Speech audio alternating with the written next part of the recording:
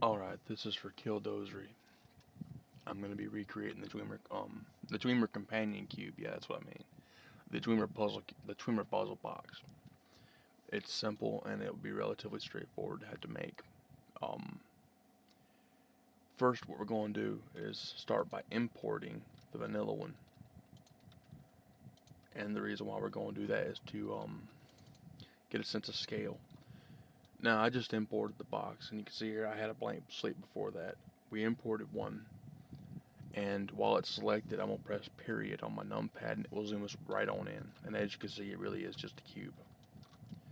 I used Z and then went out of material preview. So we have the box.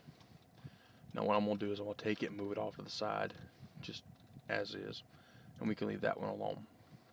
I'm going to go up here and create a new collection, which is mostly for organizational sake, so don't worry about that too much. I'm going to press Shift A, and we're going to add another cube. We're going to tab into that one, and we're going to shrink it down. And since we're not going for 1-to-1 or nothing, we just got to get close, and that's good enough for me. Now, in every sense of the word, we already have our geometry made, because if you look at this one, it's literally just a cube. So we're done with that. We're going to go over here, come back to it.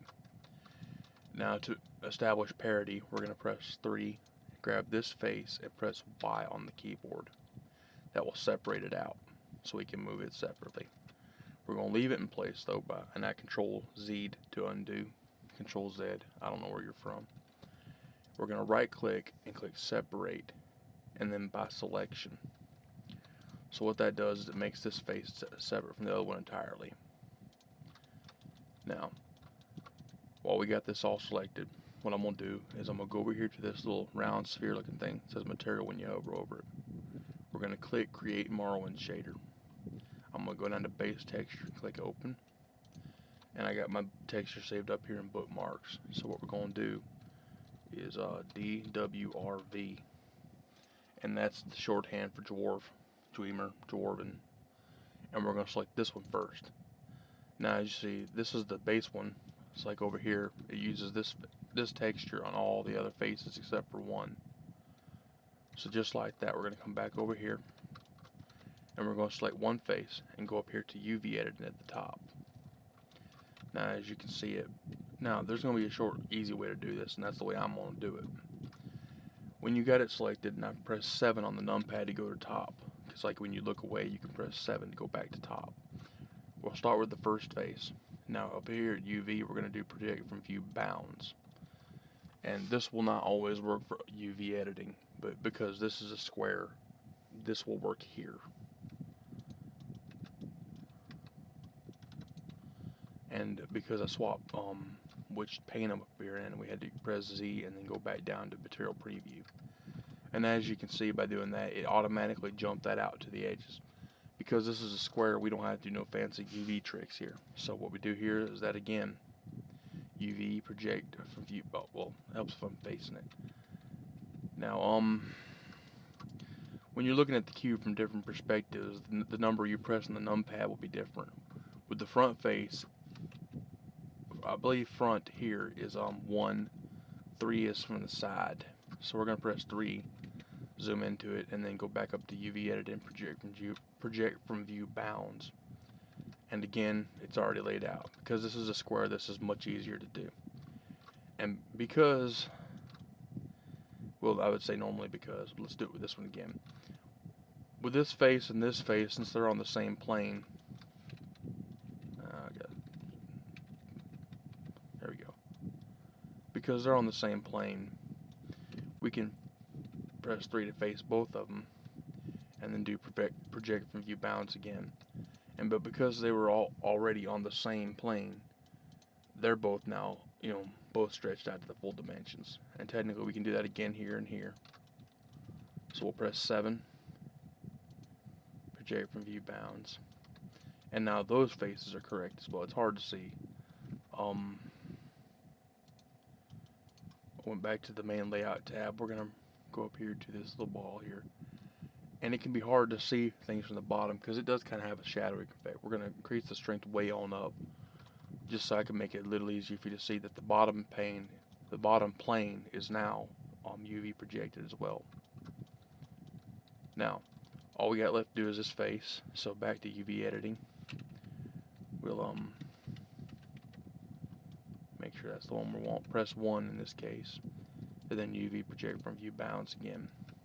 Now, all the faces of this cube are now projected, so that they now match this one. So what we gotta do left, well, all we have to do left in this case is click the object we separated earlier. We go over here to Plant Material, Create Morrowind Shader, like we did earlier. Click Open, DWRV, and somewhere along the way I press caps lock, sorry. And then we're going to go down to this other plane, this other texture, the other side of that sphere, the cube here. Back to UV editing. We're going to tab into it so we're facing it. I'm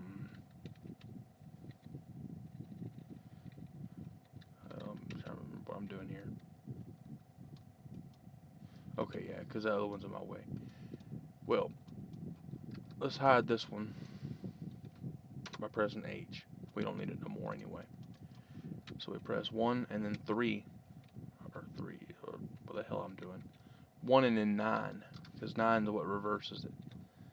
When you're facing it this way, and you press 9, it flips it around the other way. So 9 is your reverse button, basically. So we're going to press 1, 9, and now we're facing this cube. And we project from view bounds again. And that is quickly done. So now we have a one-to-one replication of the Dreamer puzzle box. Okay, that is all great and fine. And since we're already here, what I'm going to do, and this is for ease, but you don't have to do this, but I'm going to select the small face and then the big one and then click join, and it makes them one object. Up here I'm going to rename this dim puzzle box.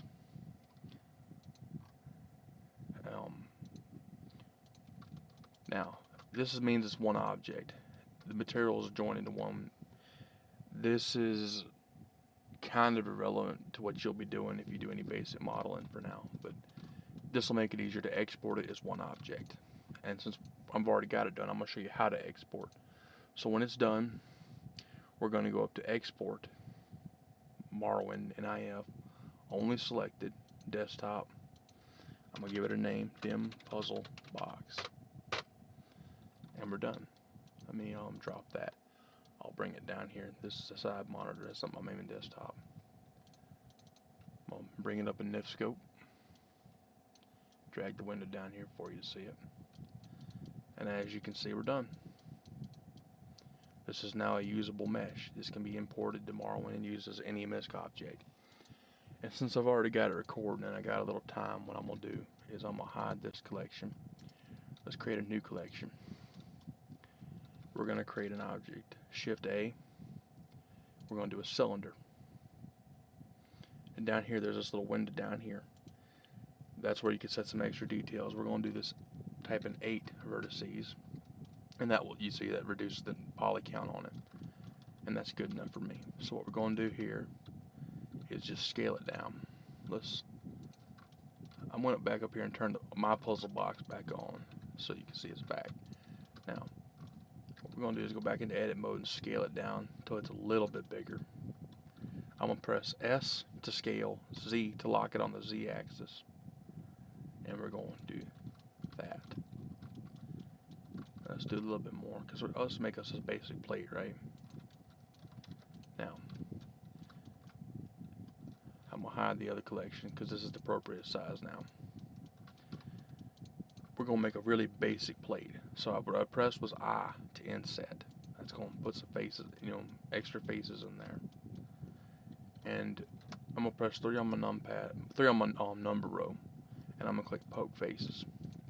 That gives us a basic little geometry there. Down here we're going to do the same thing, but I'm going to bring it in a little bit. And we're going to call that good. I'm going to do the 3 and then poke faces again. And the only reason is, this is just to make it easier for when we go to actually model this geometry. Press 3 to select faces. We're going to grab these faces and then drop them a little bit. And if you see, If you go too far, you'll clip through your own geometry. So just be careful about that. We're going to go down just far enough where we get a little depth look to it, but we don't clip through our bottom. And I'm going to click this edge loop by holding Alt and then clicking this line. And if there's a edge loop it can grab, it will grab that loop. We're going to right click and mark seam. And this will only work when you got the number 2 or this button here, edge select mode set up. We're going to do the same here again. Mark seam. Pick any one of these corners here. In this case, it's we're facing top down. Let's go up here and click this one. We're going to mark seam there. We go into solid view to make it somewhat easier to see. Now, the reason why these red lines are important is these are now the seams. We're going to be stretching everything out in a minute. We're going to be doing a really basic plate. So, yeah. Now, while we got it, we're going to right click it and shade smooth when we're out of edit mode. And as you can see, that made it look a lot smoother. So even though it's a relatively low poly object, it will just look better in game. Now we're going to go back to material preview, back into edit mode. Well, no, go back at edit mode. We're going to create a material, and let's go with limeware. So DWRV under textures, dumbass. DWRV, and let's go with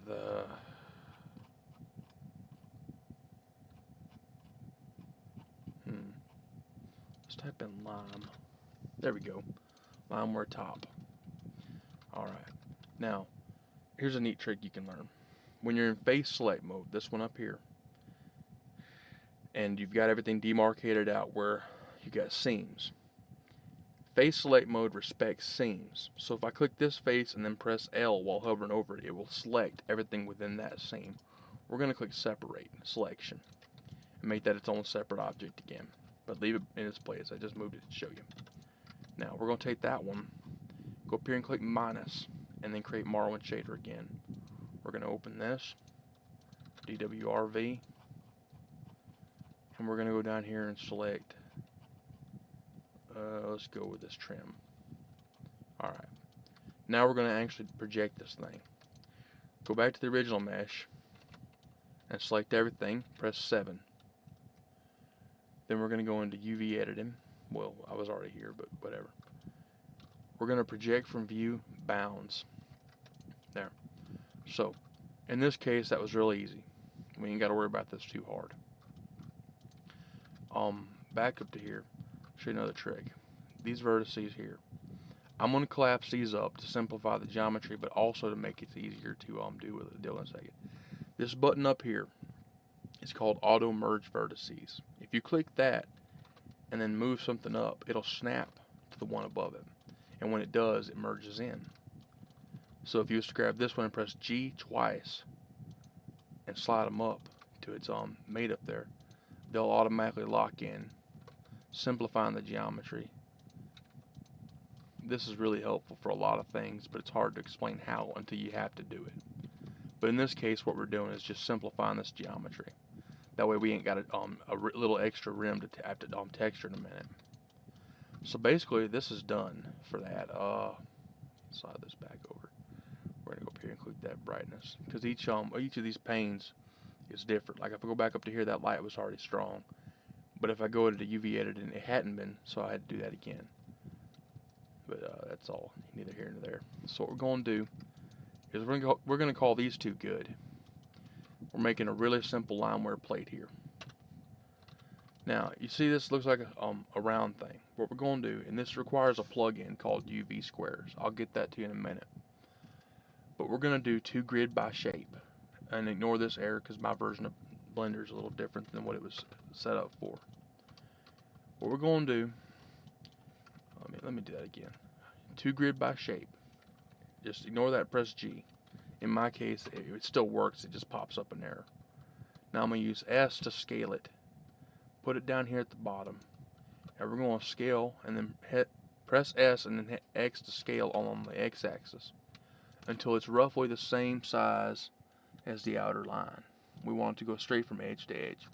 Then we're going to press G and then hold Y to move it down to the bottom. Now, I'm going to grab just this line with this UV select mode 2. Press G and then hit Y, and we're going to move it straight up.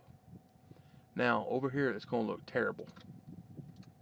And it does, it looks terrible. But that's because we haven't scaled this out now. If you press S and then X and then say 8, that will expand it out, you see. And that's still not quite good, but